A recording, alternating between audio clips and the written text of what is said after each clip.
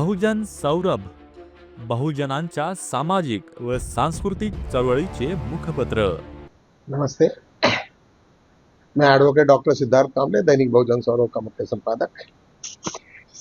आज की कुछ बड़ी खबर लेके आ रहा हूं मैं। आज आरएसएस और बीजेपी के बीच में थोड़ी रिप ज्यादा बढ़ गई है। आरएसएस ने आज अध्यक्ष का चुनाव जो है वो शायद एक नाम प्रपोज किया है। उसमें शिवराज सिंह चौहान जो मध्य प्रदेश के चीफ मिनिस्टर कभी देर तक रहे हैं, पिछले 20 साल से रहे हैं वो, और उनका नाम प्रपोज किया है। शायद ये हो सकता है कि उसके वजह से अमित शाह और मोदी जी शायद अप्रसन्न हो, क्योंकि उनके हाथ में वैसे वो शिवराज सिंह चौहान ये पहले से ही अपने आप में इतने मजबूत है कि वो मोदी शाह के सामने बिल्कुल झुकने वाले नहीं है। और निश्चित रूप से इसका एक एजेंडा ये माना जाता है कि आरएसएस बीजेपी से ऊपर है। ये दोनों की जो लड़ाई के बीच में ये जो दिख रहा है हमें, और सभी लोगों ने बोला, अभी तक वो उन्होंने अनाउंस नहीं किया, लेकिन जो कल अटकटें लगी है ये पूरे आज दिन भरे में, उसमें निश्चित रूप से ये कहा जाता है कि शिवराज सिंह चौहान का नाम काफी बड़ा है। यदि वो हो जाता है तो इसका मतलब है कि मोदी जी को उसके 75 साल में उनको विदाई का वक्त आ रहा है। और यदि जब वो विदाई का वक्त आ जाता है तो निश्चित रूप से अमित शाह का भी नंबर उसके पीछे पीछे आएगा, क्योंकि इतना पावरफुल दोनों भी लीडर वहां पे रहना, ये मतलब वो एक दूसरे के बगैर वो काम नहीं कर सकते, क्योंकि उसके लिए बहुत बड़ा अंडरस्टैंडिंग चाहिए, सपोर्ट चाहिए, सब कुछ चाहिए। तो निश्चित रूप से मुझे ऐसा लगता है कि संपूर्ण देश की कुछ परिस्थिति बदलने के मूड में है, इसलिए क्योंकि जब मोदी और शाह एक मामले में इतने तरबेज थे, इतने पहलवान थे वो पिछले 10 साल में, जो कोई कर नहीं सकता, वे तो आरएसएस के भी बस की बात नहीं थी, किसी के भी बस की बात नहीं। वो सब कारनामे उन्होंने किया, जो भी कुछ रहा वो सब तोड़ फोड़ की नीति, दुनिया भर के जितने भी काम है, चाहे वो क्रिमिनल हो या कुछ भी हो, या फिर इलेक्ट्रल बॉन्ड हो, या इसमें जिस तरीका से उन्होंने संपूर्ण इस पे पकड़ रखी है, वो मेरे ख्याल से शिवराज सिंह कर सकेंगे या नहीं, मुझे डाउट लगता है। और निश्चित रूप से बीजेपी और आरएसएस के बीच में जब युद्ध चालू हो जाएगी तो इसके परिणाम भी आरएसएस और बीजेपी को दोनों को भुगतना पड़ेगा।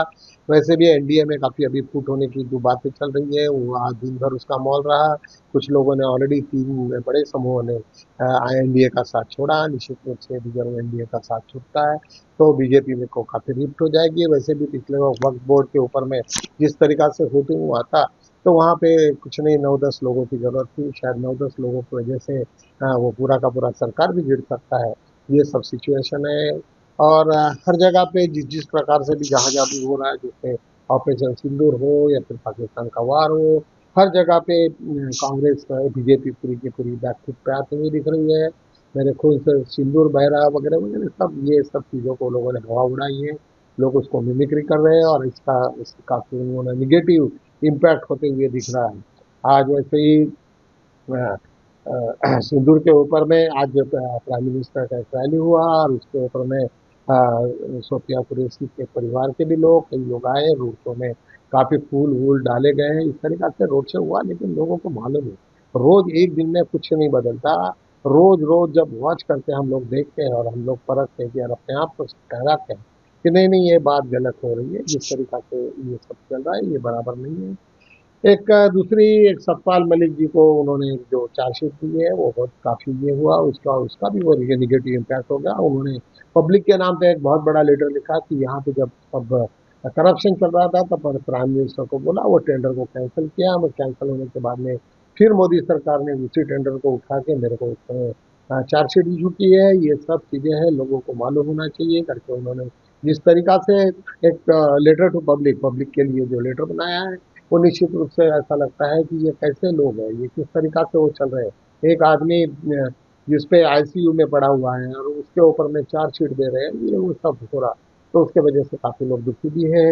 एक बीजेपी ने और एक गलती की कि शशि थरूर को उन्होंने पूरा एक डेलीगेशन करके जो पाकिस्तान के अगेंस्ट में सभी पूरे कंट्रीज को जो हम लोग ये कर रहे थे अपना प्रचार करने के इसमें भेजे, तो वही शशि थरूर ने मैं कांग्रेस का हूँ, मैं विरोधी पक्ष का हूँ, और मोदी सरकार की बहुत सारी उल्टी सुलटी बातों के ऊपर में उन्होंने किया। वो पहले से वो ऑलरेडी कैम्ब्रिज के स्टूडेंट है, वो काफी लर्नेड फेलो है, और उसके वजह से उनका लैंग्वेज ये वो और अमेरिकन स्टाइल में उन लोगों ने इज अ बेस्ट ओरेटर और स्टेटमैन भी है, स्टेट्समैन है। तो उसके वजह से निश्चित रूप से उन्होंने जिस तरीका से पूरा का पूरा अपना रखा है वो बीजेपी को ज़्यादा परेशान करने वाला है। एक आज और एक बात बड़ी है, बड़ी मुझे पहले हैरान करने वाली थी कि जो सुप्रीम कोर्ट ने जो जजमेंट दिया है कि हर राज्यपाल और ये वो अपने आप को कोई भी बिल को दबा के नहीं रख सकता, उसके अगेंस्ट में अभी सुप्रीम कोर्ट के अगेंस्ट में कोई हाई कोर्ट में रिट पिटिशन फाइल हो जाए, ये कैसा क्या, और हाई कोर्ट ने कैसा क्या अलाउ किया, और कोई भी किसी की भी न सुनते हुए उन्होंने कुछ कभी उसको एडमिट करवा दिया, 142 का पूरा किस्सा उड़ाया। उससे अभी सुप्रीम कोर्ट और हाई कोर्ट इसके बीच में भी अभी सब लोग बड़े परेशानी में आ गए कि अभी सुप्रीम कोर्ट का डिसीजन तो कोई बदलता नहीं है, क्योंकि हाई कोर्ट के ऊपर सुप्रीम कोर्ट है और हर एक को मालूम है। और इसी तरीका से सभी न्यायपालिका ने ऐसे किया कि भाई मैं भी, मेरे को भी कुछ पावर है, तो कोई बड़े और छोटे में कुछ रहा रहेगा नहीं, और फिर सुप्रीम कोर्ट का कोई मतलब नहीं रहेगा करके वो भूषण गवई जी के ऊपर में प्रेशर मारने का सब चल रहा है, क्योंकि उन्होंने वक्फ बोर्ड और उसके ऊपर में उन्होंने अपने सिग्नल्स दिए हैं। और जिस तरीका से ये सब पूरे देश का दौर चल रहा है, निश्चित रूप से बड़ी चिंताजनक है। कॉन्स्टिट्यूशंस को कुछ बदलाने का है या क्या है, उनके दिमाग में क्या चल रहा है और वो किस तरीका से करेंगे। यही नहीं तो एक और एक ये आई कि वहाँ पे उत्तराखंड में और यूपी में पूरा जब बैन होने के पश्चात भी तो कुछ लोगों ने वहाँ के स्टेट में मदरसा और वहाँ पे कुछ दरगाह था, उनके ऊपर में बुलडोजर चलाया और उसकी काफ़ी क्षति पहुँचाई। उसके ऊपर में एक रिट पिटिशन था, हाई सुप्रीम कोर्ट ने ऑलरेडी नोटिस दे दी है। और 150 साल पुराना दरगाह जिनके पास में सब पेपर्स है, उसके बाद में भी उसके ऊपर में इस तरीका से किया गया, तो वो निश्चित रूप से वो एक इंसल्ट है, वो कंटेम्प्ट ऑफ कोर्ट है। कंटेम्प्ट ऑफ कोर्ट में पहले ही अभी भूषण गवई जी ने एक इस पे काफ़ी एक जने को फटकार लगाई, 3 महीने की सजा तक सुनाई है। तो ऐसे ही मुझे लगता है वो यदि चीफ सेक्रेटरी और पुलिस डिपार्टमेंट के लोगों ने यदि इस तरीका से काम किया है तो बहुत ही तकलीफ वाली बात है। यदि कोई कोई किसी का सुनेगा ही नहीं तो क्या होगा, पुलिस डिपार्टमेंट भी कोई सुनेंगे नहीं, कोई किसी का रहेगा नहीं। और जिस तरीका से सुप्रीम कोर्ट, हाई कोर्ट यदि यार इस तरीका से वो बिहेव करेंगे तो इस देश में क्या होगा, पूरा कानून खत्म हो जाएगा। तो फिर पुलिस डिपार्टमेंट में क्या लूटमार होने वाली है कि क्या, ऐसे नहीं समझ।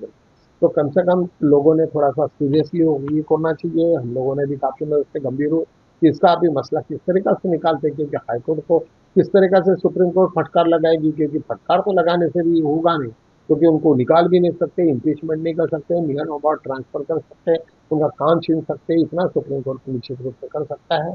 तो अभी देखिए कि हम आगे में क्या क्या हो रहा है, लेकिन जिस तरीका से देश की जो हालत चल रही है वो निश्चित रूप से गंभीर है। हम सब लोगों को ने उसके ऊपर में ध्यान देना चाहिए कि अभी ये किस तरीका से सिचुएशन ये हो रही है। एक और एक दूसरा मसला था कि अ, चलो कुछ एक दो केस स्टडी मुझे आपको बताना था, लेकिन टाइम के कंस्ट्रेंट की वजह से मैं वो कल पे शिफ्ट कर दूंगा। इन्हीं इन्हीं शब्दों के साथ मैं यहीं पे विराम लेता हूँ, कल मिलेंगे हम लोग। तब तक के लिए जय हिंद, नमस्ते।